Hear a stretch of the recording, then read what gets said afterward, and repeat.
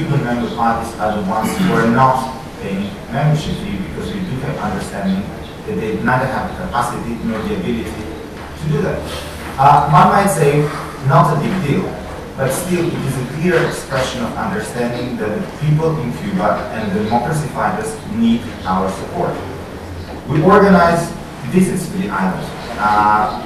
I have most recently been to the island in October last year, and I have to say I was very surprised to read that in one of the pro-government blogs in Cuba that they have described the visit that we have done together with the Swedish International Liberal Center, that it was aimed towards destabilizing policy, creating destabilizing policies, and creating counter-revolutionary acts. Well, I'm not surprised. They put me once in jail, now they describe it like that.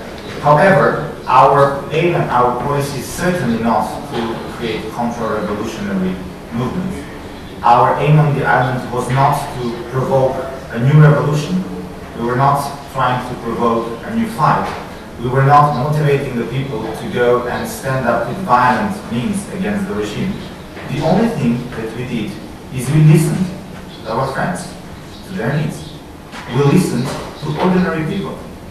Nowadays, we were even able to hear people who are working in the taxis, people who are working in the cafes, people who are working in different sectors, that they are unhappy people.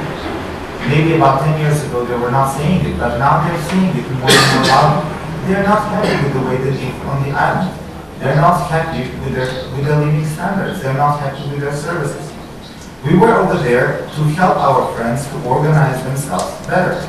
How to set up internal democracy. How to set up internal structures. How to develop policies. What kind of solutions to providing better services to the citizens exist in other parts of the world. Because this is what the political fight should be all about. It should be about different ideas and providing different solutions to improve the life of the citizens.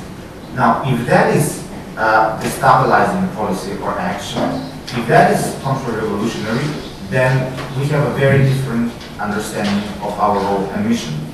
Why do I say this? Within the United Nations, Liberal International has a consultative status, both in the ECOSOC, in the International Committee of NGOs, but also in the Human Rights Committee. Our status as a consultative NGO to the United Nations has been questioned by Cuba and supportive governments exactly because the Cuban authorities think and believe that our actions on the island are destabilizing. Well, for those who have sympathy to the Cubans and who are not vocally against such positions of the Cuban government, like the socialist government of Spain, I would like to ask a question. Liberal International clearly supports our Catalan friends and ambitions in fight for achieving the status of a Catalan nation. Liberal International clearly supports the possibility of the Catalan language to be treated equally within their motherland. Liberal International fully supports our Catalan friends in ensuring that the statute that was agreed in 2005 is being fully implemented because the Catalan people wanted that and expressed their free will on the referendum. Well, of course, there are some senseless people in Madrid who managed to go against and rule against the willing of the people of Catalonia. But still, when we come here and when we express our clear support to our Catalan friends, we're not being called by the Spanish authorities that we are counter-revolutionaries or that we are creating destabilizing policies. We're just supporting the position of our friends.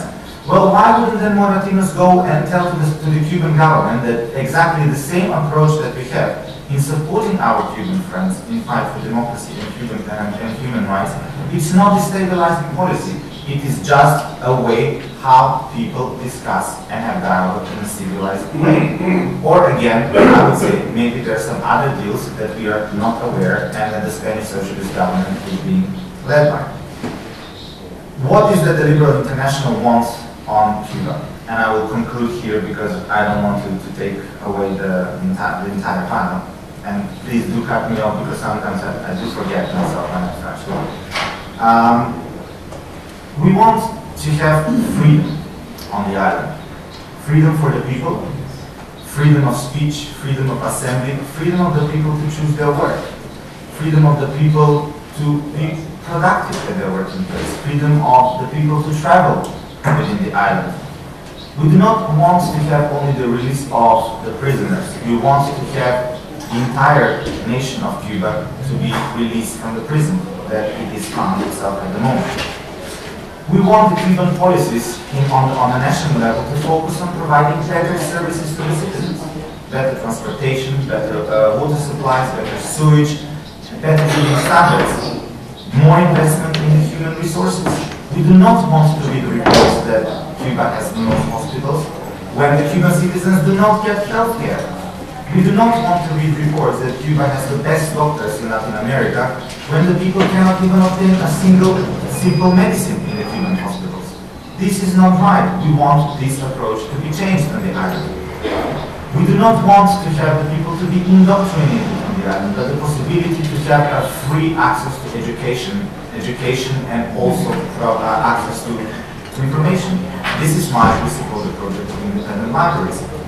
We want, above all, to have democracy in Cuba, where the people of Cuba will govern their own country, and where in free and fair manner they will express their interest in how their island should be run in the future. Cuba does not belong to Castro and his family.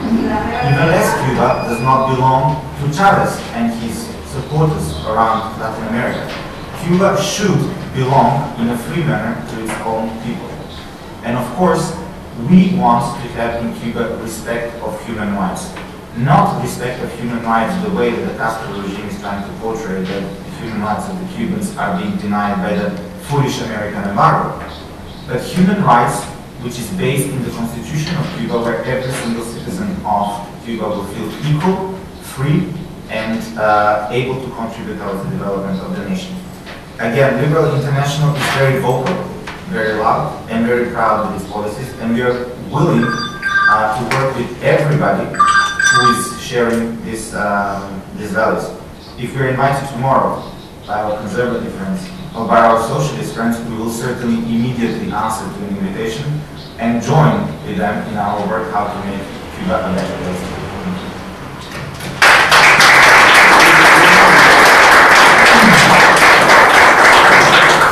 Muchas gracias, Emil. La verdad es que ha sido muy interesante y sería bueno que Moratinos ciertamente diese esta respuesta, ¿no? Y la familia socialista también resolviera sus contradicciones. En todo caso, también agradecemos el apoyo que dais a las aspiraciones nacionales de Cataluña. Ahora es el turno de Eric Moen, secretario general de la Unión Democrática Internacional. Haremos 10 minutitos, 15 minutitos para tener tiempo de que el público pueda intercambiar opiniones con nosotros. Eric Moen, secretario general de la Unión Democrática Internacional desde 2005, secretario de Estado en la oficina del primer ministro luego del 2001 al 2005 y secretario general de OIRE del 1995 al 2001. Cuando quiera, por favor, gracias. Well, thank you. Let me first, I apologize that I speak English to you. I don't have the same choice as my colleague from Liberal International. My Spanish is poor, to be quite honest. My Catalan is non-existent, and I wouldn't bother you with speaking Norwegian. So the compromise is English. So if you'll bear with me, and please tell me if I speak too fast, because if I get eager, I speak fast. So if the translation cannot keep up, please slow me down. Okay? Let me first compliment the Swedish Liberal Center and Catalonia's Convergencia Democrática for making this initiative for Cuban democracy, because the initiative is important in itself, and because it takes place at a time when the situation seems more fluid and open than in decades. This is the situation now that I think we should bear in mind. Let me also say a few words to introduce the IDU, since I believe not all of you are familiar with the IDU, since the Liberal National was briefly introduced before. The IDU is not as old as my old colleague to the right. The IDU was formed in 1983 was initiated by in my mind